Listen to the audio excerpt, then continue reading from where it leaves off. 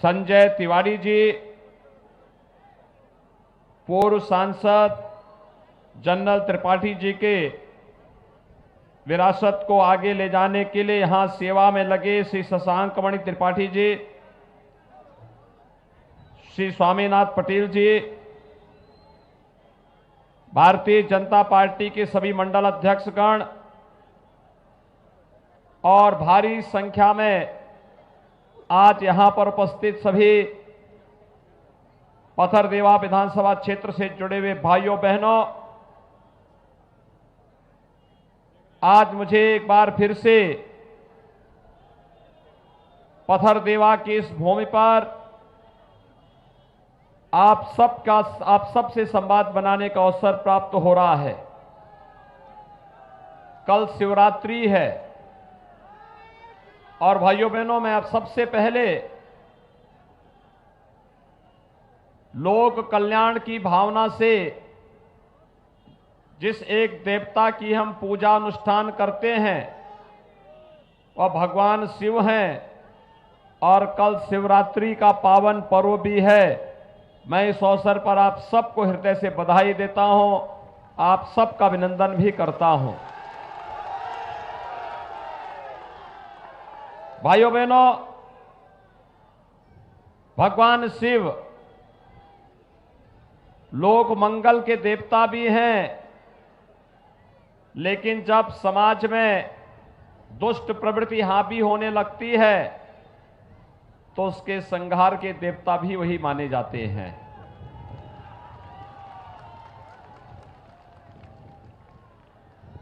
दो 2022 का उत्तर प्रदेश विधानसभा का चुनाव चल रहा है। भाइयों बहनों, 5 चरणों के चुनाव संपन्न हो चुके हैं और जब 5 चरणों के चुनाव के बाद मैं आपके पास यहां पर पथरदेवा में आया हूं, मैं कह सकता हूं कि चुनाव रुझान बताते हैं भारतीय जनता पार्टी पूर्ण बहुमत से आगे सीटें प्राप्त कर रही है। छठे और 7वें चरण में अब छक्का मारने के लिए हम लोग आए हैं, जिससे भाइयों बहनों फिर एक बार 300 पार के लक्ष्य को प्राप्त किया जा सके। और यह सब रुझान देखते हुए समाजवादी पार्टी और बहुजन समाजवादी पार्टी के बहुत सारे लोगों ने तो अभी से अपना टिकट बुकिंग कराना शुरू कर दिया 10 मार्च के बाद से बाहर भागने का।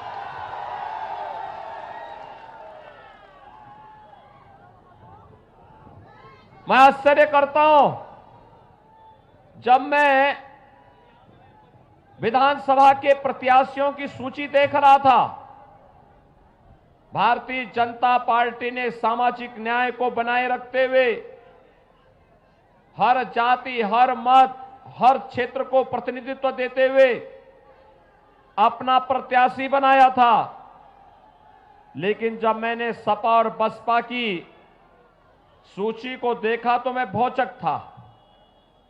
भाइयों बहनों, समाजवादी पार्टी की सूची पेशेवर दंगाई, पेशेवर माफिया, धमकीबाज, व्यापारियों का शोषण करने वाले, दंगा करने वाले, आतंकवाद का खुले समर्थन करने वाले लोग समाजवादी पार्टी की सूची में स्थान पाते हैं। लेकिन जब मैंने बहुजन समाजवादी पार्टी की सूची को देखा तो मैं समझ ही नहीं पाया कि ये सूची बहुजन समाजवादी पार्टी की है या मुस्लिम लीग की है। यानी आप देखेंगे पहली ही सूची में बहुजन समाजवादी पार्टी ने 29 मुसलमानों को टिकट देकर के आखिर क्या साबित करने का प्रयास किया। भाइयों बहनों, टिकट देना हर राजनीतिक दल का दायित्व है, उनका अधिकार भी है, लेकिन वोट बैंक बनाने के लिए हम टिकट बांटें मुझे लगता है ये अनर्थ है, इसको रोका जाना चाहिए। आप किसी को भी टिकट दे सकते हैं, लेकिन टिकट वितरण की सूची के साबित करती है कि जो काम पहले समाजवादी पार्टी तुष्टीकरण की नीति पर चल करके करती थी, अब वो ठेका लगता है कि मोहन जी ने ले लिया है। और समाजवादी पार्टी तो खैर अपने कारनामों के लिए जानी जाती है, गुंडागिर्दी, अराजकता, धमकी, व्यापारियों का पलायन, और वह फिर उसी मानसिकता के साथ चुनावी समर में आई है। लेकिन चिंता बंद करो, बिना भय के हमने देखा, आपने देखा होगा भाइयों बहनों, 2007 से 2012 में बहुजन समाज पार्टी की सरकार थी, 364 दंगे हुए थे, और 2012 से लेकर 17 के बीच समाजवादी पार्टी की सरकार थी। 700 से अधिक दंगे उत्तर प्रदेश के अंदर हुए, लेकिन 2017 से 22 के बीच अभी तक एक भी दंगा नहीं हुआ है। दंगा मुक्त, भय मुक्त, अराजकता से मुक्त व्यवस्था देने का काम अगर किसी ने किया है तो भारतीय जनता पार्टी की डबल इंजन की सरकार ने किया है। भाइयों बहनों, मैं आपसे पूछना चाहता हूं, मुझे एक बात बताइए, पत्थरदेवा के भाइयों बहनों, मुझे बात बताइए, 2017 के पहले आपको बिजली मिलती थी क्या? क्या आपके पास उस समय बिजली आती थी? आज तो आ रही होगी ना। साईं जी को चुने जाने के बाद तो बिजली मिल रही है ना। बिजली की कोई जाति और कोई मजहब तो नहीं है ना। सबको बिजली, पर्याप्त बिजली है ना। जिन गांवों में विद्युतीकरण नहीं हुआ था, साईं जी ने वहां भी विद्युतीकरण का काम करवा दिया है ना। अगर कोई फिर भी बचा होगा, इस बार वो भी पूरा करवा दिया जाएगा। लेकिन सपा बसपा की सरकार के समय बिजली की भी जाति होती थी, उसका भी मजहब होता था, मालूम है ना। ईद और मुहर्रम रहता था तो बिजली आएगी, और होली और दीपावली को गायब हो जाती थी, यही होता था ना। आज तो भेदभाव नहीं होता है ना। दूसरा, कोरोना महामारी का हम सामना कर रहे हैं। कोरोना इस सदी का सबसे बड़ी महामारी है।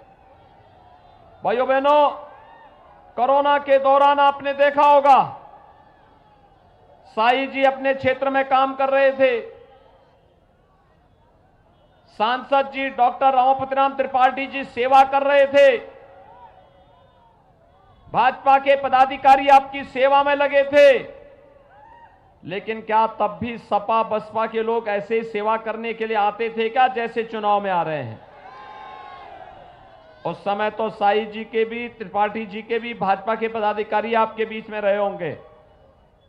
जो आपके संकट में नहीं रह सकते, उन सपा बसपा और कांग्रेस के नेताओं से पूछिए कि आखिर कोरोना जैसी महामारी के समय जब बचाव करना था, तब इनका कहीं अता पता नहीं था, और आज जब चुनाव आ गए हैं तो ये लोग भी बरसाती जीव की तरह टिमटिमाते हुए आपको फिर भाषा सिखाने लग गए हैं।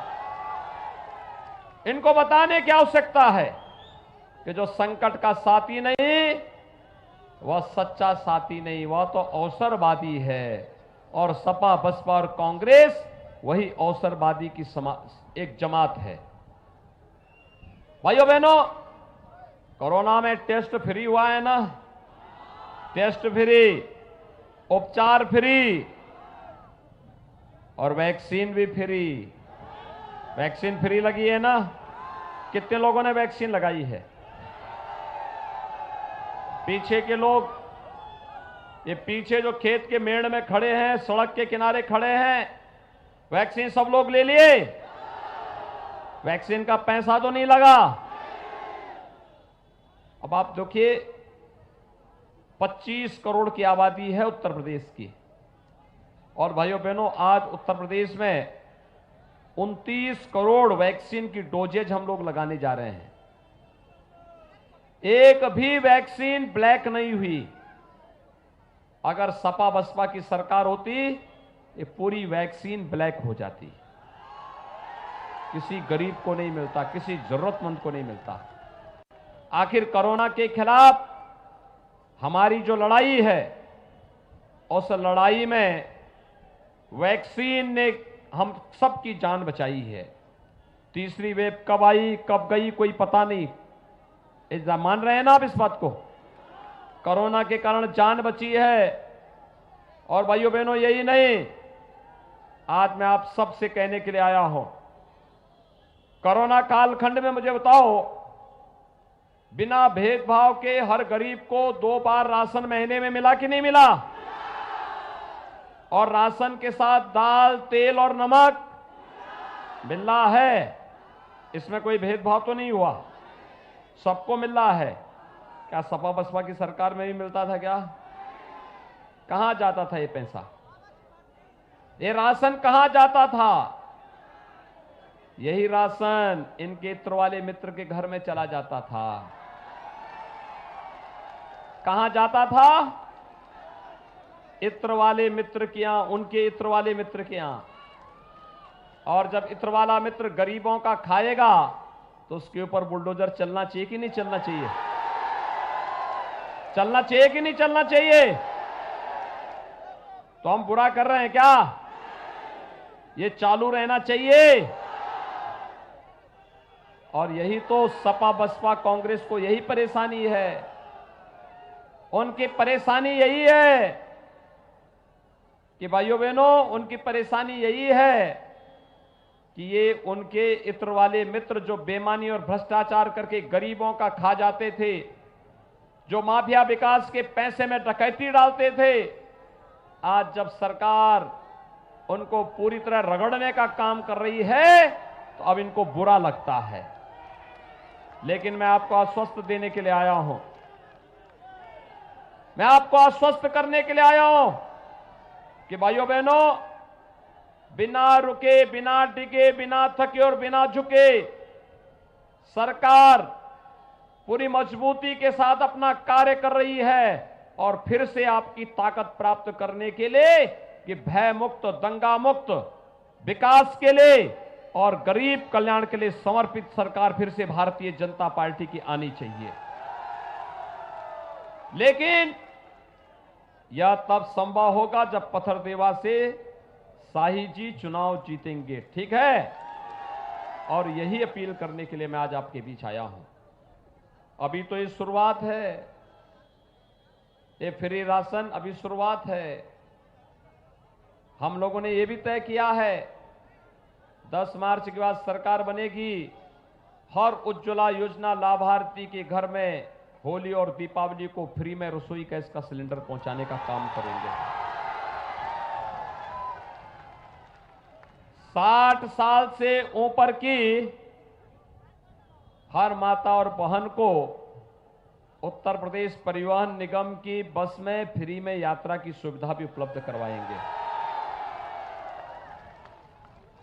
बेटी के जन्म लेने से लेकर के उसकी स्नातक तक पढ़ाई के लिए हमने 15,000 रुपए की घोषणा की थी कन्या सुमंगला योजना का।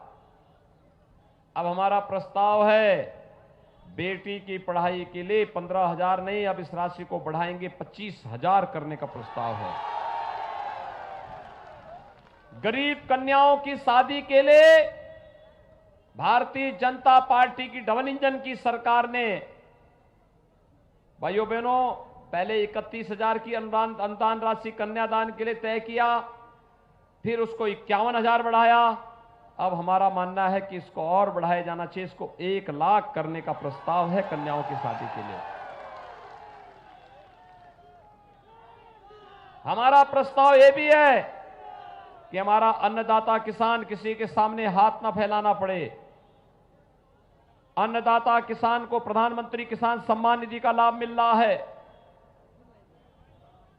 अगले 5 साल के अंदर ऐसी व्यवस्था करेंगे विभाग के मंत्री शाही जी हैं कि अगले 5 साल के अंदर किसान को अपने ट्यूबवेल का बिल ही न भरना पड़े, फ्री में उसको बिजली मिल सके। और भाइयों बहनों, हमारा नौजवान कैसे छोड़ सकता है?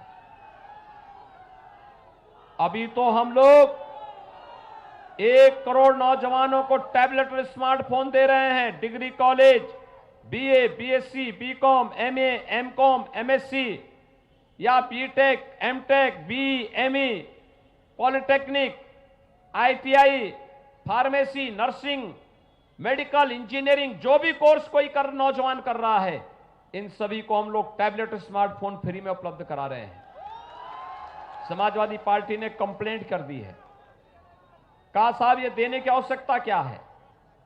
हमने तय किया है कंप्लेंट करेंगे, लेकिन हम लोग 10 मार्च के बाद इसको 2 करोड़ नौजवानों तक पहुंचाएंगे, फ्री में, डिजिटल एक्सेस फ्री। और भाइयों बहनों, ऐसी व्यवस्था करेंगे अगले 5 साल के अंदर हर परिवार के एक सदस्य को नौकरी, रोजगार अथवा स्वतः रोजगार की सुविधा उपलब्ध हो सके।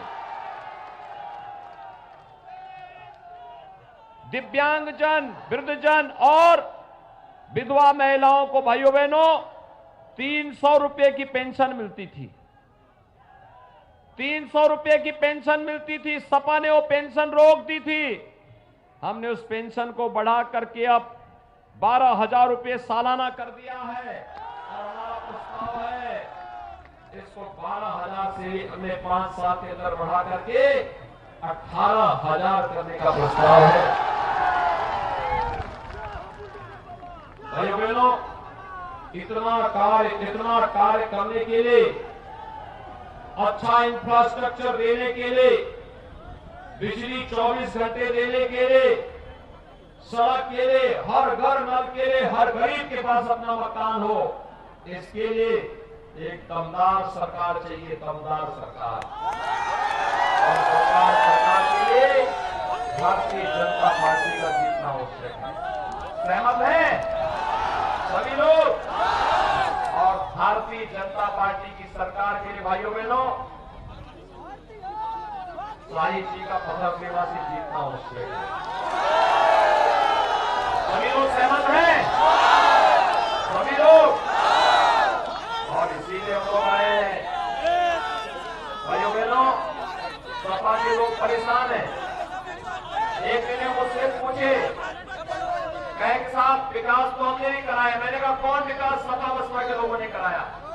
आपने सड़क नहीं दी, बिजली नहीं दी, हर घर नल की योजना नहीं दी, गरीबों को राशन नहीं दिया, स्वास्थ्य की सुविधा नहीं दी।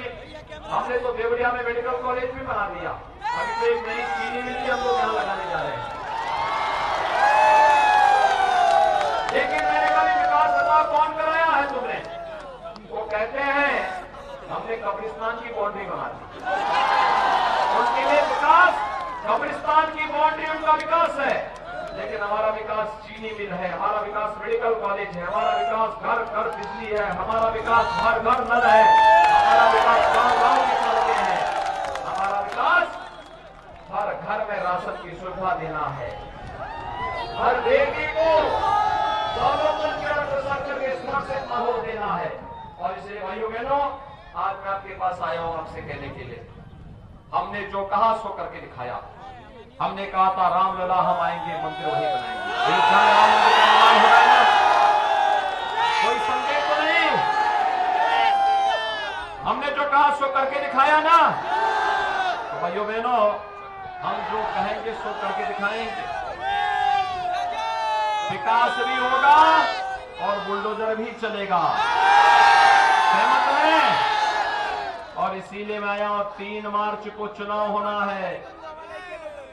भारी बहुमत से शाही जी को चुनाव जिता करके भेजेंगे।